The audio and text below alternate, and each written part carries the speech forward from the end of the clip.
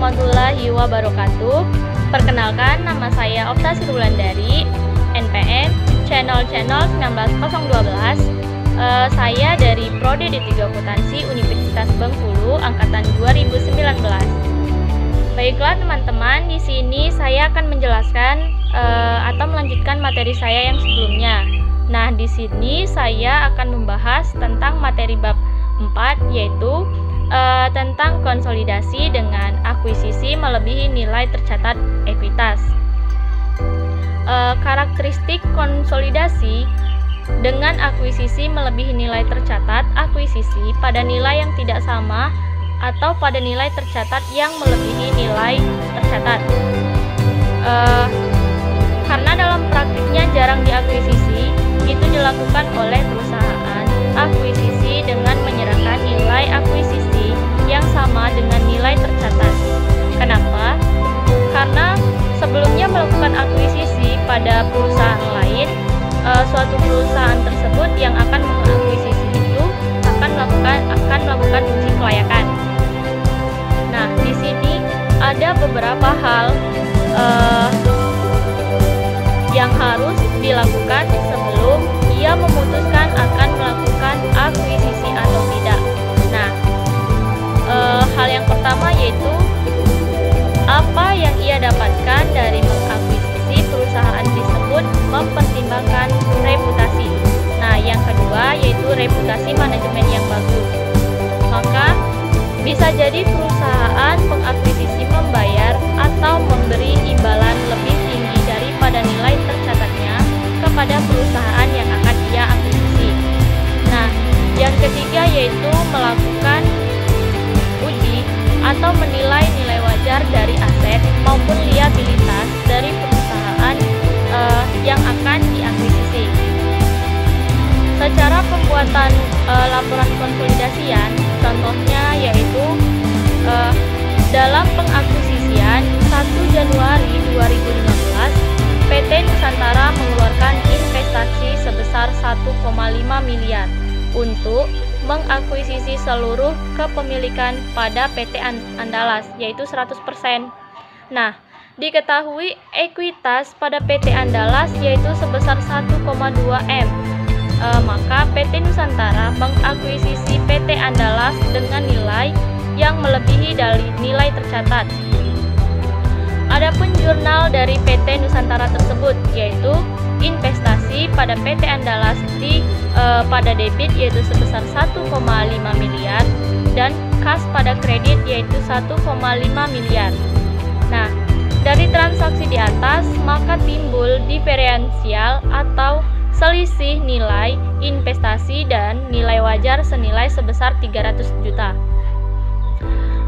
Diferensial atau selisih ini timbul akibat yang pertama yaitu penyebabnya perbedaan nilai aset yang diperoleh dan liabilitas yang diambil alih.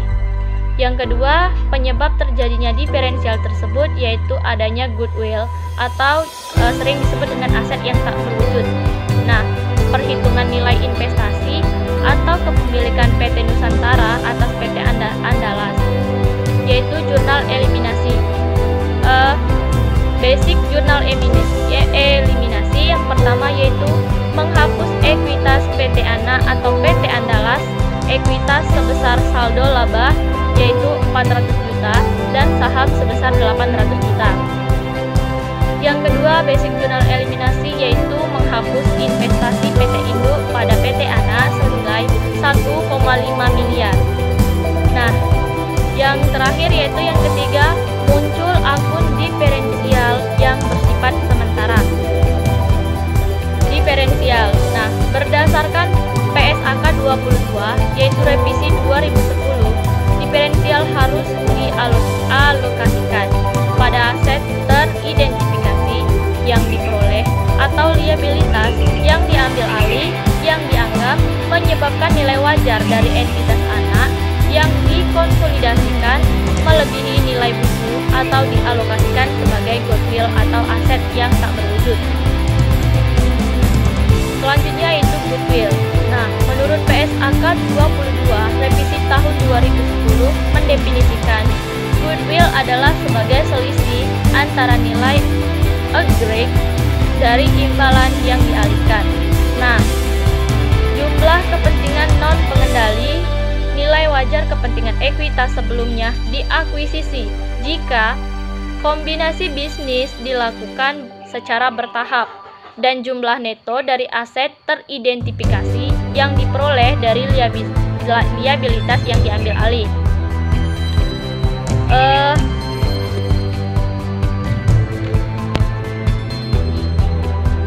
Dalam kasus akuisisi PT Andalas oleh PT Nusantara, jika diasumsikan bahwa perbedaan nilai investasi pada nilai buku disebabkan oleh goodwill, maka diferensial masing-masing dialokasikan ke goodwill sejumlah nilai tersebut. Goodwill 300 juta pada debit, kemudian yaitu diferensial atau selisih yaitu pada kredit sebesar 300 juta. Konsolidasi pada periode setelah terjadinya akuisisi. Pada periode setelah periode terjadinya akuisisi, beberapa hal yang harus diperhatikan ketika menyiapkan laporan keuangan konsolidasian untuk entitas anak yang diakuisisi tidak pada nilai tercatatnya, karena pada pengakuisisian yang tidak dilakukan pada nilai tercatat menimbulkan diferensial atau selisih yang perlu dialokasikan terhadap aset diperoleh atau liabilitas yang diambil alih, bahkan goodwill. Maka entitas induk perlu memastikan bahwa diferensial tersebut telah diukur secara tepat. Selanjutnya yaitu akuisisi dengan kepemilikan sebagian dalam penyusunan laporan keuangan konsolidasian tidak pada nilai tercatat kepemilikan sebagian. Nah, hal yang perlu diperhatikan yaitu adalah keberadaan kepentingan non-pengendali.